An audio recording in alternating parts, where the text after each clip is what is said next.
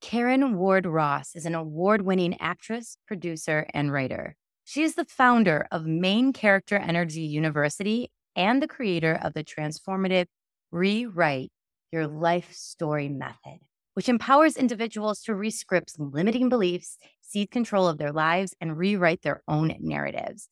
With an impressive list of television and film credits, Caryn has made her mark on popular TV shows like BET's The Game, HBO's Entourage, Jane the Virgin, and Fox's Lucifer. As the co-creator and executive producer of the provocative drama series Monogamy, she has brought compelling storytelling to the forefront. Caryn's talent extends to the big screen, where she stars alongside Tiffany Haddish and Wesley Snipes in the upcoming feature film Back on the Strip. And guys, it's set to release on August 18th, 2023. Currently, she captivates audiences in the tantalizing drama series Hush on AMC Network's All Black, where she is actively filming the highly anticipated second season. Through her renowned star power storytelling systems and main character wealth blueprints, Caryn has guided countless celebrities, thought leaders, and influencers, empowering them to embrace a new way of thinking and ignite their highest potential. It is an honor to have you here, Caryn. Thank you. That was a pretty compelling intro, Sarah. I have to say, you got that down. Can you do all my? Thank you. I would be happy to. Just have me walk behind you, and I will intro you. Right. Oh my gosh, this is so random. But have you seen the show Veep? Ever? I have. Yeah, I have. You know, I was just thinking of Gary, who goes and is her ears and eyes, and right. That, you could be that for me. I could be that person, right? That would be that's a dream. So I just am really honored, though, seriously, that you're here. Especially, we just hit 100 days of the strike, and you being someone that's a part of everything, writing, producing, acting. Like, I wanted your voice out in this wellness world because we might not know as much about what's going on as someone like you that's in it day in and day out. And, you know, I want them to also learn about you. So let's just start there. Like, how did you start out in this crazy industry? Because I know there's a lot. Came into this world knowing exactly what I was meant to do. So from the time I was 5, 6, or 7, I used to watch a TV series called Fame, which starred Debbie Allen, took place in New York City at the School of Performing Arts. And it was acting and dancing, and I was riveted. And I would visualize myself, even at that young age, on a TV series, even though there was zero evidence that a little big-headed, freckle-faced kid could be on the show. So cut to, something happens, and I end up landing a guest starring role on the show. They're casting for a kid. So as a child, I saw the power of if you think it and create it first, because everything exists on 2 levels, first in our mind and then in physical reality, that you can actually manifest it. Obviously, I didn't use that language then as a 6, 7-year-old, but that process was very, very real and raw to me. So from that point, I went on to do a lot of television shows and commercials as a child actor. I left the business, decided to come back to the business while I was in college, got a call from a family member and said, you know what? Your father is a doctor, your mother's a lawyer. This acting and stuff is great, but you need a real job. So I panicked. I said, oh my God, he's right. I need a real job. There's no way I can actually live my passion and make a profit. That's what I'm thinking in my head. So I went the very next day, changed my major to psychology because that would give me a real job. And I started living someone else's script. So I don't, for a lot of us, we do things that we're supposed to do, not do the things that we want to do. So then I had to go through a process where I had to really get honest with who I was, not with my culture, not with my parents, not what society said I should be, but what was true and authentic to me. And that's when I came back, and it was very difficult as an adult, as an actor, and said, this is my dream, this is my passion, I'm going to stand in that. So Wow. that's a long story of the start of everything. What did it feel like to step back into the world of acting? It was very challenging. I left the business doing a television series on CBS. And that was abruptly cut short. And that was kind of traumatizing for my young teenage mind at the time. I don't think I had language for it. So I held on to that story that there must be something wrong with me. So when I re-entered the acting business as an adult, I still had that template, that story in the back of my mind. So I was going to auditions really saying, oh, please accept me. Please tell me I'm okay. So to answer your question succinctly, I plummeted. Like I stunk up the room. I couldn't pay people to hire me. And my self-esteem took a hit because I'm thinking, whoa, I was so successful as a child. What happened? And a lot of times we get hit, we get knocked down, and we start making a decision about what's possible. And I started to feel like, this isn't for me. But then I dug deep and there was something that said, it's not a matter of it being for me. This is me. And I started to walk in that. And I went through a process of asking myself questions like, well, how can I make it work? Oftentimes we look at situation and we take what's possible based on what is. I don't have enough money, but that's not the question. The question is, how can I make this work? So I started to say, how can I make my career be what I envision in my mind and my heart? And that's when doors started to slowly open up for me. But it's been a very challenging process, very rewarding. But I think if we can really take on that things don't have to be convenient or comfortable for us to commit, then that's when we can find that doors open and life starts to expand for us. Yeah. Things don't have to be convenient for us. We just have to be confident to commit. I love that. Yeah. So whenever I can get rid of it being convenient or comfortable, because oftentimes opportunities are going to come at the most inconvenient time. Yes. The story that we are telling ourselves is going to say, no, you can't for X, Y, and Z reason. And we have to stay committed to the commitment. We have to doubt the doubt so that we can move forward in our passion and our purpose and live out the reason for why we were put on this planet. So what action steps did you need to take to get yourself to where you needed to be? Well, I had to really get honest with, like I mentioned, there's stories that we tell ourselves. There's things that have happened in our lives that kind of get stored in the body and muscle memory, and we have these kind of reactions. So I had to get really conscious and start paying attention to what I was paying attention to. So a lot of times thoughts were running me, which they often do, running us, and we're not really noticing them. So I had to notice what I was noticing, and I had to catch and arrest the thoughts and hold them. The ones that were saying, oh, Caryn, you're not good enough. Oh, this can't happen for you. It's never going to work out. And then in that space, I had to take responsibility. And I still do. It's a continuous process. I am responsible for my life. I'm responsible for my beliefs and for the feelings that I'm having. So if I'm responsible, what am I choosing? And so each day, moment, it's a choice. Am I going to choose a story that's empowering me, where I'm seeing myself winning and victorious? Or am I going to default to what's comfortable, which says, oh, no, you can't. No, it won't. It's impossible. So that's the first step. And then the other part of that, which is really important, is actually taking action that's consistent with that. Doing it with fear. As Jen and some other mentors that I know that talk about, putting fear in the driver's seat, not the driver's seat, putting fear in the passenger seat. Yes. Oftentimes fear is in the driver's seat. Fear doesn't belong there. Fear is like a toddler that belongs in the back seat, in a car seat, strapped up. We're going to do this. So those are some of the things that I talk about and take myself and my clients through a process to do that. But I think those are the two main things that can get someone on the road to living out their purpose. Why do you think so many people deal with fear, and which turns into these limiting belief patterns? Yeah. Humanity, when we come into this physical form, there's race consciousness, which is lowest common denominator thinking. And that thinking that we all come into this cosmic soup with is that there's something wrong. There's something wrong with you.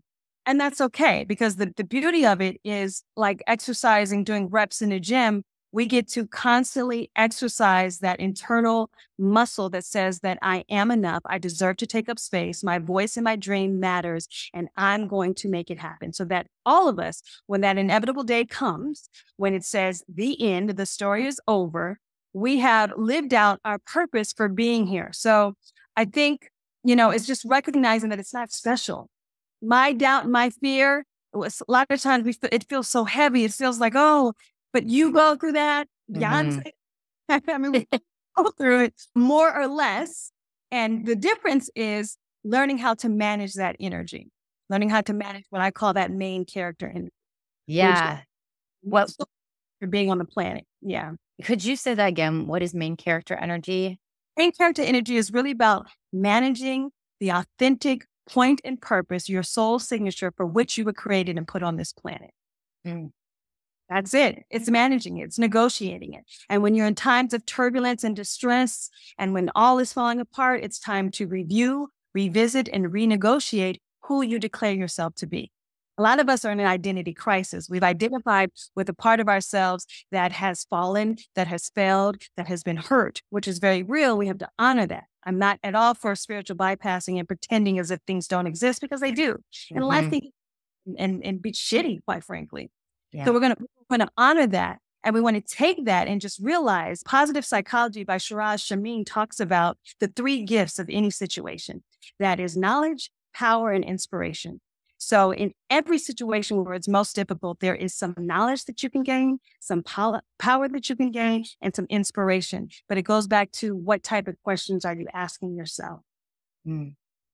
When working with your clients for the first time, what are some questions or thought patterns that you notice keep coming up for them over and over again when they're trying to gain insight on and review what's actually going on? Well, in my field, as an actress and as a producer, as a creative artist, characters are built upon backstories, which informs who they are, how they show up in the world. And we all have our own backstories. And a lot of us have not distinguished the story from the truth of who we are. There's the Mm. act, and then there's the actor. There's the message, and then there's the messenger. And a lot of times we have to create space because we are so identified with the stuck energy, with the doubt, with the abuse, whatever has happened to us. And I find that a lot with my clients and with myself, even just looking at where am I so attached and identified to this pain point, this pain body, honoring it, but then creating some distance, kind of taking a drone perspective on your life so that you can start to take action that's consistent with who you're declaring yourself to be versus who you once were. If that makes sense. That makes a lot of sense. Yeah. Now, I can't even imagine, you are a very creative person and you have your hands in different buckets, and to go through this strike right now that it is. And because you want rights, you want to also make sure that you're being able to create amazing products. What is going on with your energy through all these changes? Yeah, I was just having a conversation with my husband about it. It's very challenging. It's uncertain. It's fearful. There's a lot of fear that comes up. And so it even starts with the languaging and saying, I'm noticing fear rather than I'm afraid or I have fear. Notice what you're noticing again. So I'm noticing the fear. I'm noticing the uncertainty. I'm noticing what the WTF is happening and just being present with that. I think the beauty of this moment, if I can declare it as such, is similar to the pandemic. It's causing many of us to become very focused on the present moment, very focused on what is before us. So much of our life is living in the future. We're in this kind of instantaneous Instagram microwave society and culture where everything is so fast, where I think it's causing us to really pay attention to the breath, pay attention to the bank account, pay attention to the home in a very visceral, tactile way. And it goes back to this idea that none of us get out of this cosmic soup, this beautiful grand production called life, unscathed. All of us have a process of fine tuning. Yeah. Pearl that has the irritant. It's the diamond that has the pressure. And we think and see these metaphors, and we are astonished when it comes to our own lives. So a lot of us are in the pressure cooker. We're in the thick of it right now. Yeah. So I think you start with compassion, understanding that it's difficult, that your feelings are all over the place. That's what I have to do. I remind myself, 1 minute I'm excited, I'm in a creative. In another mode, I'm like, oh gosh, what's going to happen? But I think what it's showing all of us is that there are gifts and talents that we have outside of the Hollywood system. And that's what I coach a lot of my clients with, taking Mm, those 8 gifts that we have and personal branding. How can we take that and monetize and actualize our other gifts? I think I say this often to people. Some of us are just playing the drum section. We are a whole symphony. We have the mm, wind pipes. We have so many other things that we can do, but we get caught up in this singular identity. And I think this moment in time is shaking that up. And now is the time to really bring forth your other gifts and capacities, because we are in a creator economy. No longer are we going to work at jobs for 40 years in with 2-week vacation in hopes of retiring and then starting life. Now, yeah. many are taking our power, our creativity, our knowledge, our expertise, and we're sharing it. And there's an audience for it. But again, the message and the messenger. The message won't matter if the messenger doesn't know that it's there. So that's a lot of Mm, how I kind of reshape and rescript the personal narrative, because we tell stories on 2 levels. We tell it to ourselves and then we yes. share it with. So Wow. And that's amazing that you're doing that and reaching out to people that really need to hear it, because so often we do get kind of stuck in our stories. I definitely was. I was a musical theater major in college. And afterwards, I was like, oh my gosh, well, I don't want to do musicals anymore. I love watching them, but I love singing. I love dancing. I love acting. Oh, and I also love fitness. And it yes, was coming to terms that I can still do all those things, but it's absolutely. just going to be on what I want to do, my level of performance Exactly. On your terms. on And your terms. Yeah. that's the thing. And not only can you do all those things, but I think it's your personal mandate. That is your main character energy. That is your soul signature. We have a thumbprint and we have a soul print. The reason by which you were put on this planet, and the people and the places and the players that are all a part of your grand production. And we all have that. And so I think society and culture has done a great job of saying certain people are special and others aren't. Certain jobs are important and others aren't. And we're seeing that reflected in the labor disputes that are happening, not only with the actors and writers strike, but with labor unions across the world, across the Yeah. globe. Exploitation. It's not an honoring of gifts and talents and capacities when there are those who are having astronomical, unfathomable wealth at the expense of others who are contributing their gifts and talents. So it's not working anymore. It's not. Yeah. It's not working. What do you think can actually happen? What changes do you think can actually be made? It's a great question. I think that the system, the whole infrastructure of, I won't go so far as capitalism being reimagined, but capitalism being reimagined. And I hearken back to the wonderful Dr. Martin Luther King, who had to hold the vision of something during his time seemed completely impossible. So I think the same thing as with us as artists, as creative souls and creative entrepreneurs, we have to continue to anchor our worth, stand in that, and hold the vision of what's possible. So to be quite transparent, I don't know what's possible. I don't know what's going to happen. I don't think that's what you're asking me, and I don't think any of us necessarily know. But I do know what isn't working. And with that breakdown, there's a breakthrough. And it's the same thing, there was the death, the radio thought it was going to die when television came. I mean, we have, life is all about progression and forward. It's the spiral upward. I mean, it's the very essence of our DNA. It's the element of the blade of grass that's constantly breaking through the cement. Yeah. So there is an element up on us on a grand conscious macro level and micro level that is pushing to our next greatest level to be. What that is, we don't know. But I hold that it is good, and that it is for our highest and greatest development of our consciousness as creatives and for humanity. So that's what I'm anchoring and standing on. Mm-hmm. Yeah. It's So it's kind of breakthrough. yeah. It's been fascinating to watch actually your journey since I've known you since March. And I have loved seeing you live in the main character energy and share your message more and more every day, because it gives people that might feel uncomfortable about going Mm, for what they want to yeah. actually go and try it out and use their fear to empower them. And if they fail, they get right back up again because they see someone like you doing it. What has been during this journey? What has been one of your challenges Mm. in sharing your mission and your message. Well, thank you for that. And I just need to say, likewise for you, I love that you're bringing this into the corporate space and really kind of reshaping who we can show up in all sectors of society, because I think that's so important. So, and I Thank you. say that to say that my biggest challenge was moving past what would they think and really adopting unmessable sense of this is who I am.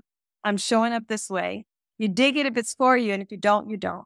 And it is what it is. So I Yeah. think all of us, and right, we still have a concern of what other people think. It's just the problem is when it's out of balance and it really holds us and arrests us and keeps us captive. And I had to be honest with some of the ways that I was concerned of how I would look. And as I had breakthroughs in our mastermind around that, the biggest thing is also getting coaching, getting help, and recognizing the strength in getting coaching, the strength in mentors, therapy, journaling, and really having that be the priority. I think I always say that the level of your living is dependent on the level of your thinking.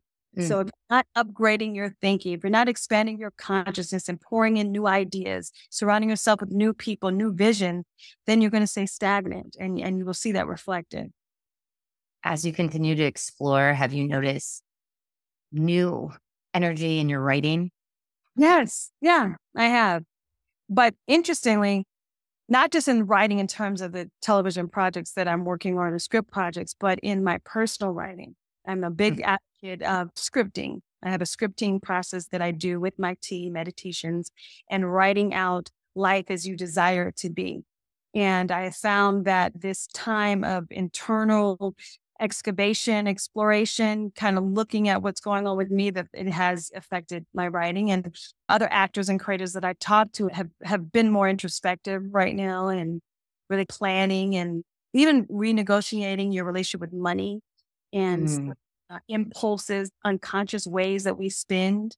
So it's been challenging, but it's been good. And what about you? I know you're not necessarily acting per se, but has the strike affected you? What are your thoughts on it? Like what?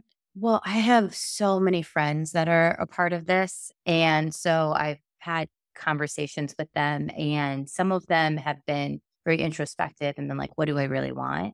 Yeah. And asking themselves the tough questions. And then some are on the picket line and going out and sharing their voice and trying to get heard, and also making sure that they share about the conditions of the picket lines and what's really going out there. And then I was just in New York. One of my friends is assistant director for a big TV show, and he was sharing with me it's hard for him because he does so well right now. He's been doing well, but he also needed the break. And he feels, I think there was some sort of conflict with that, that that is definitely a vibe I'm getting from him, from other friends of mine, because they want to be there and support, but they also kind of needed the break.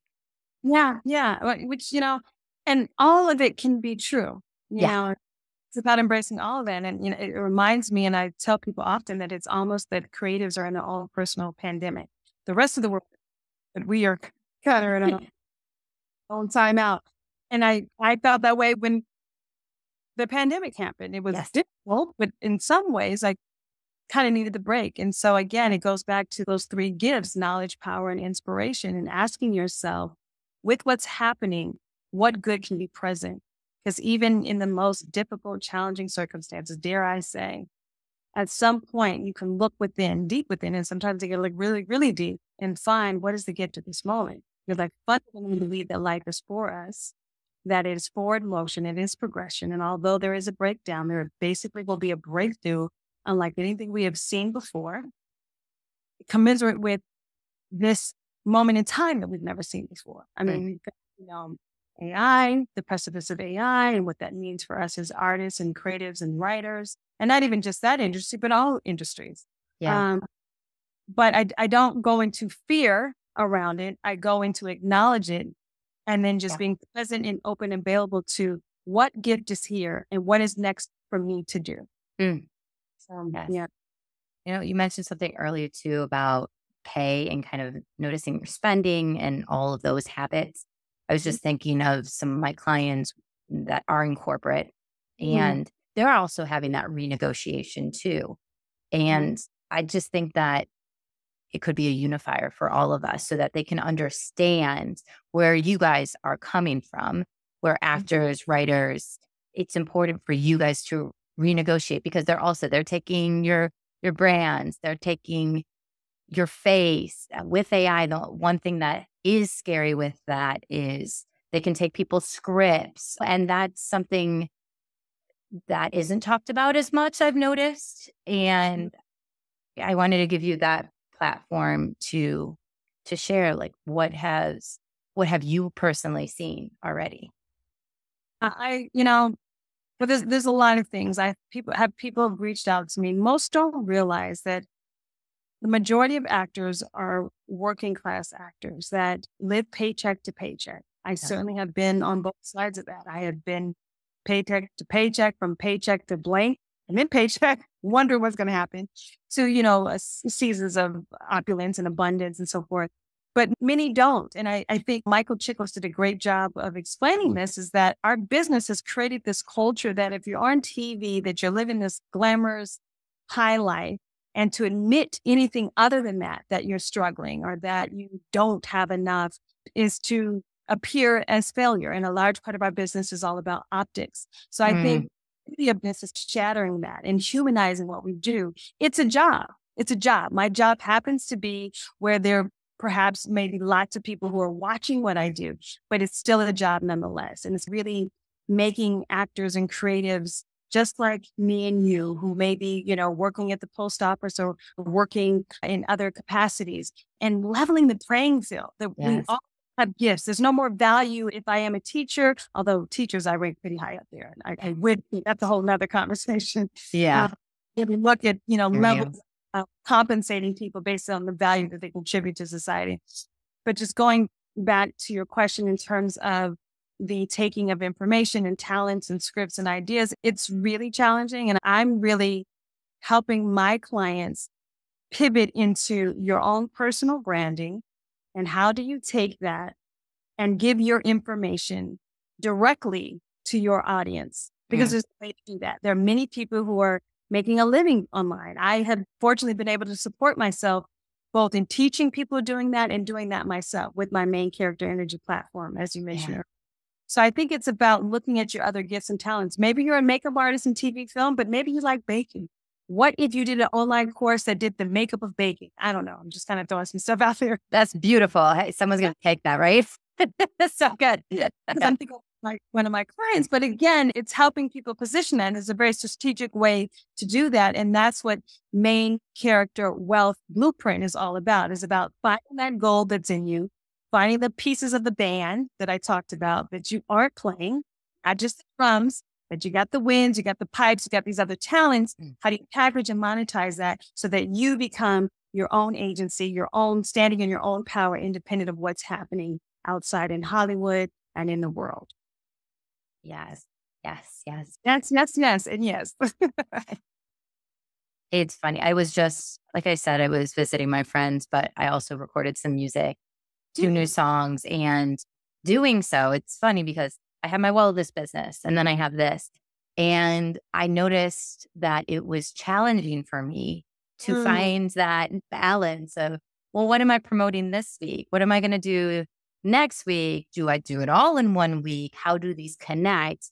Is this my identity? There's so many stories that come back. I know. And because of past experiences. But what I've been gathering, you're saying, show it all, be you, make sure that you're living in it so that you can actually monetize. Yeah, absolutely. And there's a way to do that. As I mentioned, we are definitely in a creator's economy where people are taking their gifts, their talents, their expertise, their knowledge. And I dare say that all of us have something, even if it's organizing. I'm not the best organizer. That's a gift. That's a skill set that I can learn. So it's really coming out of this mindset that someone else has to give you permission. It's about self-permission. It's about giving yourself the space and the permission to honor your gifts and make it be enough. And everything is not going to be, you can't monetize everything, and everything necessarily won't have value in the marketplace, but there's something. And it's really just getting curious about what that can be. I'm not at all advocating people just throw away their jobs and, throw caution to the wind. I mean, unless that's been calling for you, but I just want to be clear. I'm not saying that.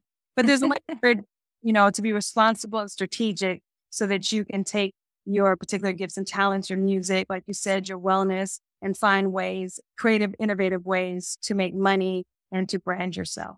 I think that's very powerful. When did you decide, because you have the meditations? Yeah, When did you decide to start sharing that part of your life? What made you decide to create that? It's funny to say that, Sarah, because interesting, I don't have any with me right now. Interestingly, I finally gave birth to that when the pandemic came. We were all sitting at home. We were all trying to get our lives, a meaning. And this is something I had been sitting with, I had been researching and working on for up to about 5 years. And I thought, wow. Yeah. Oh, my husband is so amazing. Sorry. Here it is. Yes. This one is called Conscious Connection Chamomile. Was actually the brainchild, the first one. And it's based on my husband and I. It's a beautiful chamomile. It's called the Love Blend. All meditations are very intentional. So it's Manifest Love, the Love Blend. And it was born out of my husband and I. We have a process where we take tea and we really connect eye to eye, soul to soul, heart to heart. That's beautiful. Together. And so at that time, I was concerned because, again, Sarah, I had identified so much with being an actress that my mind was like, well, who am I to come talk about a tea? And then I was like, well, who am I not to? Of course, this is me. This is who I am. You love it or you don't. And there's a story behind it too. Why you made that. That's amazing. I had no idea. That's so sweet. Thank you for asking that. So my other tea, like you, with the music and with the wellness, it's about, you don't want to just dump on people, but there's a strategic way to kind of share and roll out who you are and to release the need for other people's approval and for self-permission so that you can step into who you are and the reason why you were put on this planet. Yeah. Love it. I love it. Your husband and you too. I totally forgot this. You're both creatives. Yes. How is it working together? I love it. He drives me absolutely nuts. But I wouldn't have it any other way. We always say we make love, we make babies, we make TV shows, we make projects. We make life together. And it's really wonderful. I mean, he pushes me. He sees the best in me. I do the same for him. We just work really well together. And we both have these kind of crazy outside the box ideologies and perspectives on creativity. So it works. There's no judgment there. I could tell it to my husband with anything and he would find a way to help me see if I'm doubting it, what's beautiful about it. And we do that for each other. So it's wonderful. We have some really fun stuff that we are working on right now. So I'm excited to roll that out in the next few months. Oh, it's the next few months. That's awesome. Can you spill a little tea? Well, not right now, just because. Right now. Yeah, I get it. But I'll come back. You'll be one of the first to know. I'll call Perfect. You. So yeah, some good stuff. That's so exciting. Well, I did want to mention about your movie again that's coming out. Really? I know, and this is also kind of a difficult question because with movies coming out still during the strike, how can we promote what's actually happening though for new actors? I'm glad you asked that because the beauty of this is we actually have the green light from SAG because this is completely independent. It's an independent film. So that's the thing. If you're seeing stuff, more than likely it's gone through SAG, it's been approved, and we want to support and encourage those independent producers, independent filmmakers, independent distributors, because that's what this is about. And here's the thing, if they can follow the rules and honor talent, then we know that these big studios can also. So I'm happy to say that the film Back on the Strip will be out on theaters everywhere August 18th. It stars Tiffany Haddish, Wesley Snipes, Faison Love, a lot of great comedic geniuses, and I'm in it as well. So I'm super excited about that. And I'm happy to promote it because, again, it's really giving voice to the independents who have so long have been outside of the game. And now I think we're going to see that ushered in front and center where this whole time period is kind of leveling out the playing field a little. It's been very top heavy for a very long time. And Humpty Dumpty is now falling to the ground. So I always love to leave the audience with this one last question, and also you as the guest. How has stress saved your life? wow, that is a beautiful question. I love that, Sarah. Thanks. How has stress saved my life? Mm-hmm. Causing me to be so present with my body and the emotions, the pain, the trauma, the fear that I've stored in it. Because you can't heal what you won't reveal. Mm. So my body gives me signals. It will show up as headache or stomach digestion, where I have to get present to it and honor it and listen to it. Whereas if I didn't and the stress wasn't there, I would just be go, go, go, go, go. So for that, I think it has helped me to be more in tune with who I am, to be listening to the guidance and inspiration and the intuition of my next steps, because I've had to sit down and just be still. So yeah. Beautiful. I Thank love you. Thank you so much for coming on. I seriously mean it. It has been an amazing conversation. And what's great is this is probably the first conversation I've had where it isn't just about creatives, just about corporate. I feel it really will bridge the gap that's going on across the work the is universe. so important. There's so much soul to what you do and who you are and how you show up. So when you asked me, I jumped at the opportunity and I was going to move whatever I needed to move to make it happen because, we connected right away. And then I just love what you're doing. I admire what you do in so many ways. So I'm grateful for the opportunity to kind of clap on my mouth a bit. Yes. No, thank you for making the time. And I'm actually bumping your episode pretty much like next because I think that this needs to happen now and we need to talk about it. So yeah, I can't wait to hear people's takeaways. I'm so appreciative. How can people connect with you? Thank you. So they can find me on Instagram, Caryn Ward Ross, as you know, Caryn spelled differently. And I'm also on Facebook, but Instagram would be the main place. I also do a lot on Main Character Energy University. I have some new programs that I'm rolling out all along the Main Character Energy Wealth Blueprint. So money, wealth and consciousness, and wealth and physical assets is very important right now. So I invite people to come along for the things I'm going to share in that regard. Thank you so much, Caryn, for coming on. And thank you, listeners, for coming and just keeping an open mind and exploring your own main character energy, hopefully through all of this. Share your takeaways with me. You know where to find me. And as always, everyone, remember, be kind to yourself through this self-care journey. Love that. Love you, Sarah. You're amazing. Love you too. Thank you. Everyone, bye-bye.